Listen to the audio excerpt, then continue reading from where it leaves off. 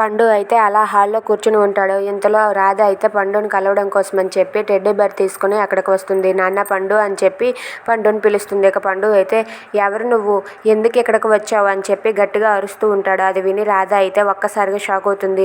నాన్న పండు, ఏంటి నాన్న అలా అంటావు? నేను నిన్ను చూడడానికి వచ్చాను నాన్న.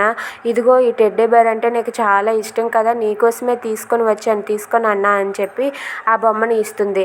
ఆ బొమ్మను అయితే తీసుకొని పండు అక్కడ పక్కకైతే విసిరేస్తాడు. నాకు నువ్వు వద్దు, నీ బొమ్మలు వద్దు, అయినా నువ్వెందుకు ఇక్కడికి వచ్చావు, నాకేమీ అవసరం లేదు అనేసి ఆ బొమ్మను విసిరేస్తాడు. అది చూసి రాధ అయితే ఒక్కసారిగా షాక్ అవుతుంది. ఏంటి పండు, ఏం చేస్తున్నావు? నేను రా మీ మమ్మీని అని చెప్పి అంటూ ఉంటుంది.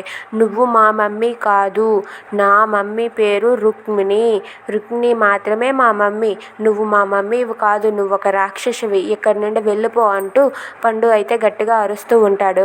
ఇంతలో అదంతా వింటున్న రుక్మిణి అయితే చాలా హ్యాపీగా ఫీల్ అవుతూ ఏంటి పండు నిజంగానే ఇదంతా అంటున్నాడా అని చెప్పి చూస్తూ ఉంటుంది. ఇక రాధతో నువ్వు మా మమ్మీవి కాదు, మా మమ్మీ రుక్మిణియే అని చెప్పి పండు అనడం చూసి రుక్మిణి అయితే చాలా హ్యాపీగా ఫీల్ అవుతుంది. ఇక పండు అయితే రాధని అక్కడి నుండి వెళ్ళిపోమనడంతో రాధ చాలా బాధపడుతూ అక్కడే ఏడుస్తూ కూర్చుంటుంది. If you like this video please subscribe our channel.